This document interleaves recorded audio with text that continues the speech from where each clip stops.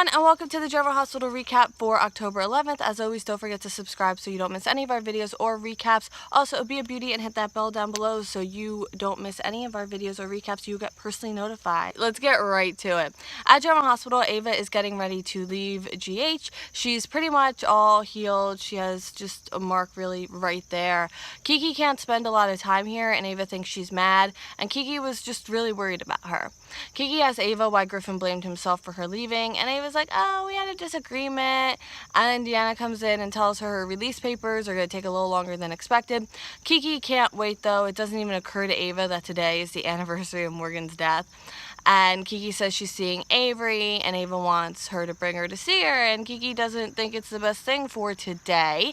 And Kiki says maybe she'll come after Perks. Ava asks for some pictures of her and to tell her she loves her. Then after Kiki leaves, Laura confronts Ava about betraying Nicholas, and turns out Laura is the one holding up Ava's papers. Ava says she hates herself over what she did, and Laura really lays into her what she's done to Spencer. Ava says she's sorry. Look at her. All she needed was one more treatment, so it didn't even really, pay off. So she's the real victim here, I guess. And she ruined her chances when she tried to help a stranger. And Laura's like, really? Like, whoop-de-doo. Like, I really don't care. She helped Valentine. Nicholas died for her, and now his death is in vain. She valued her looks more than Nicholas's memory, and there's no more apologies. It's wasted. Like, forget it. And she says Ava sold her soul to the devil and she will have to pay. And it seems to really affect Ava. Good. At Perks, all the Corinthos kids, except Kristina, and adding Molly, are meeting, and adding Jocelyn. Anyone who's ever related to Morgan a little bit is meeting to remember him. They made this really beautiful picture collage. Kiki arrives, everyone but Kristina is there. So there's Molly, Avery, Kiki, Jocelyn, Michael, and Dante.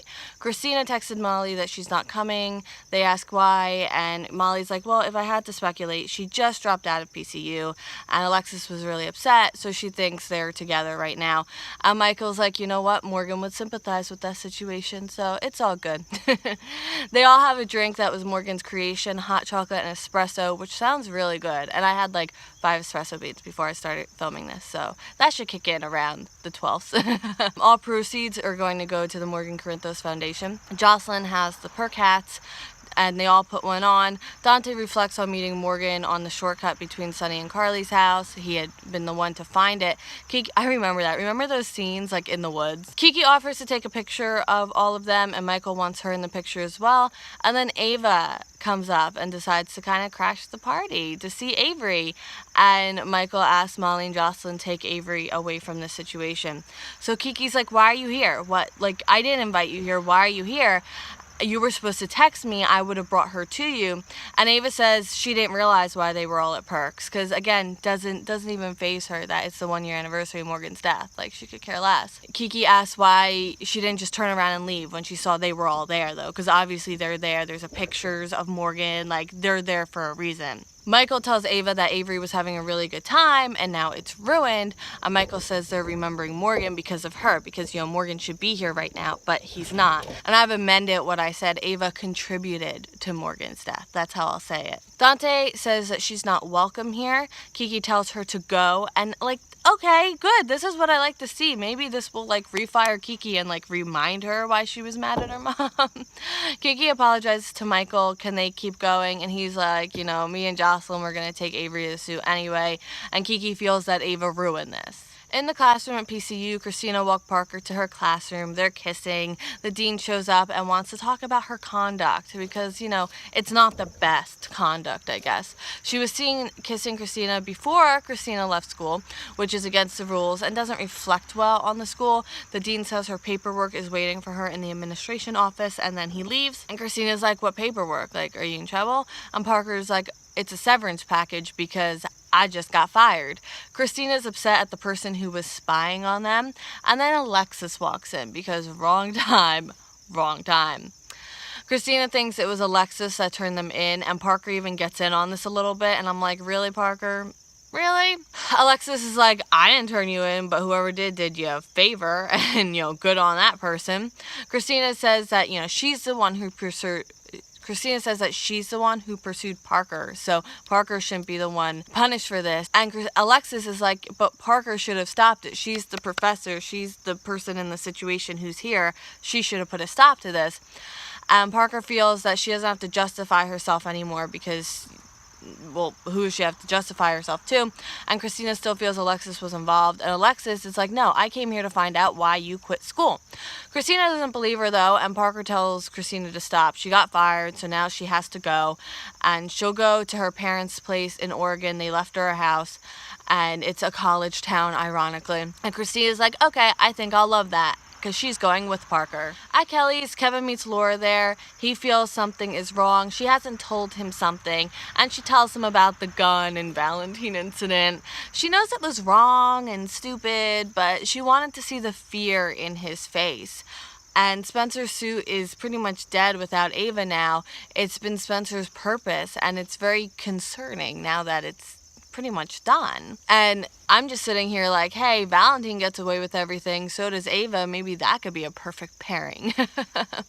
Kevin isn't judging what Laura did. She's fierce, and he's not going to give her slack over it. Laura gets a text gift from Spencer. He misses them, and then he asks how the suit is coming along and how she's supposed to break his heart. She can't do it. She's stalling, telling him. Kevin asks if this is more about Spencer or her. She's holding out hope that something will change, and she can't bear to see him suffer. At the chapel, Griffin is looking for guidance. Another priest comes in, Father Cory. Griffin knows him. He's there to take Griffin back to the parish he belongs to. Griffin had reached out and then never called back. It's been weeks. He thinks Griffin's been avoiding him, and Griffin's like, little bit.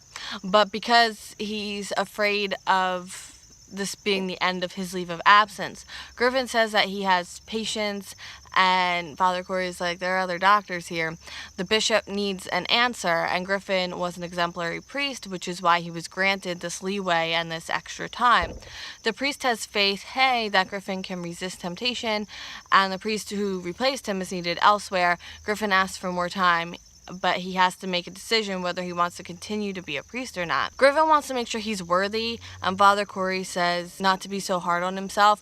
You continue on. And Griffin's like, I've prayed really hard on all this. He embraced the church during seminary school, and Father Cory asks what happened. Does he feel he can't remain faithful to God? And he asks if there's another woman, and Griffin's like, yeah.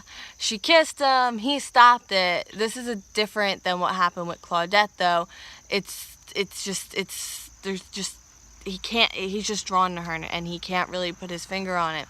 And he asks why Griffin is so reluctant to return if this isn't like, with Claudette.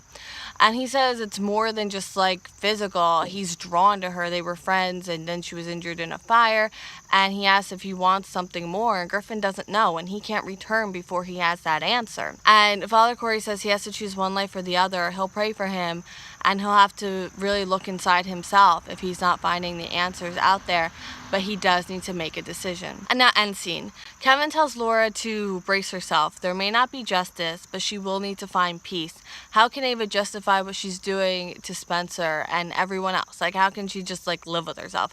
Spencer, in a fun turn of events, texts Ava, thanking her again for helping. And she's like, how am I supposed to go on like this? Jocelyn suggests giving the collage to the foundation so that the kids can see, the person who inspired this foundation for them, that now they're getting help. And they can really, get to know him. Michael invites Kiki to the zoo with them, but she needs some alone time right now. The Corinthoses head out, and she's thinking what Michael said to Ava about Ava destroying Morgan to control Kiki. Kiki still blames herself a bit. She's so sorry he's not here, and she knows it's her fault, and she'll never forgive her mom. Maybe she shouldn't. She doesn't know what she wants to do. It's hard. It is a hard decision for her. I'll give her that. Alexis says that Kristina is not going to Oregon. Parker does want her to go, though. And Alexis says, if you care about her at all, don't do this. And Alexis says that she's just trying to help. But Kristina says she's starting a new life and she'll send her a postcard with her new address. Kevin says people live with things in different ways, but trying to understand Ava won't make her feel better. She needs to do something, though. She doesn't want to live like this. Nicholas wouldn't want this. She doesn't know how to find peace. And Kevin says he can help, and he asks her to marry him. Ava is booking a flight to Paris.